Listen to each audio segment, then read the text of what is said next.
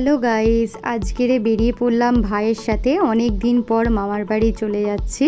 তো আজকের এই বর্ষার দিনেও খুব সুন্দর ওয়েদার ছিল, তাই জন্য মামার বাড়ি চলে এলাম। মামার বাড়িতে ঢুকতেই প্রথমে প্রচুর গাছপালা পড়ে। যেহেতু আমার মামার বাড়িটা একটু গ্রামের দিকে, তাই জন্য এখানে প্রচুর গাছপালা রয়েছে এবং ওয়েদারটাও তার সাথে খুব সুন্দর লাগছিল আজকে। সামনেই দেখো এখানে একটা বড় মা মনসার মন্দির দেখতে পাচ্ছ। এই মা মনসার মন্দিরটা আমার দাদু তৈরি করেছে। এই মন্দিরটা পুরোপুরি আমাদের মামার বাড়ির সাথে অ্যাটাচড এবং মন্দিরের গায়েতে খোদাই করে দেখো আমার দাদুর বাবার নাম, দাদুর নাম এবং দিদার নাম আরও সবার নাম লেখা আছে। তো ফার্স্টেই ঢুকতে আমি মা মনসার দর্শন করে নিলাম বাইরে থেকে, তারপর মামার বাড়ির ভেতরে চলে গেলাম এবং মামার বাড়িটা এদিক ওদিক একটু ঘুরে দেখছিলাম। যেহেতু অনেক দিন পর আমি আর ভাই আজকের মামার বাড়ি এলাম। আসলে আমার দিদা মারা গেছে 1 বছর হলো, তাই জন্য মামার বাড়িতে সেরকম একটা আশা হয় না। যেহেতু দিদা মামার বাড়িতে না থাকলে সত্যিই মামার বাড়িটা অনেকটা ফাঁকা ফাঁকা লাগে।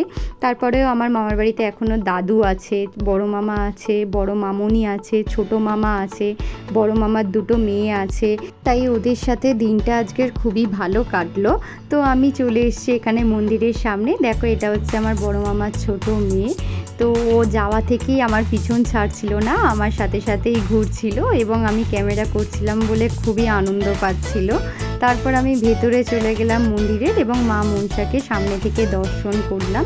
এটাই হচ্ছে আমাদের সেই জাগ্রত মূর্তি, যেটাকে আমি ছোটোবেলা থেকে পুজো করতে দেখে আসছি। আমার দাদু পুজো করে আসে এই মা মনসাকে। আমার মামার বাড়িতে শুধুমাত্র মা মনসাকেই মানা হয় এবং আমার দাদুকে ছোট থেকে দেখে এসছি এই মা মনসার 4 বেলা করে পুজো করতে।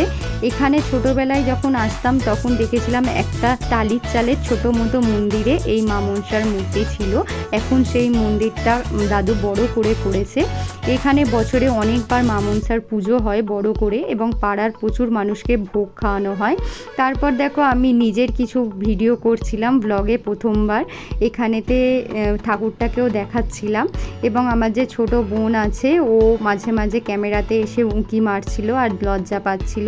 সত্যি বলতে মা মনসার মন্দিরে এলে মন প্রাণ জুড়িয়ে যায়। এটা আমার মামার বাড়ির দিদা এবং এটা আমার মামার বাড়ির দাদু, আর এটা হচ্ছে আমার ছোট বোন, বড় মামার ছোট মেয়ে বুলি, আর এটা হচ্ছে আমার বড় মামার বড় মেয়ে তুলি।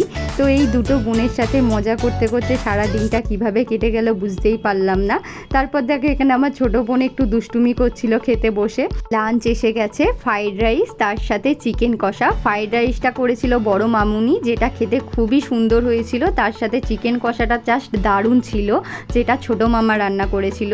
তারপর খাওয়া দাওয়া হয়ে যাওয়ার পর ওপরে চলে গেলাম। উপরে মামার বাড়িতে এখনও অনেকটা কাজ বাকি আছে। ওপর থেকে মন্দিরটা দেখতে খুবই সুন্দর লাগছিল।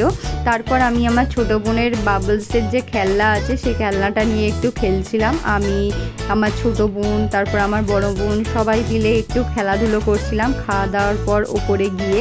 এইভাবেই দুপুরটা খুব মজার সাথে কাটলো 2টো বোনের সাথে। তারপর বাড়ির দিকে বিকাল হতে রওনা দিলাম এবং আমার ভিডিওটা এই অবধি ভালো লাগলে অবশ্যই লাইক করো, চ্যানেলটা সাবস্ক্রাইব করে দিও।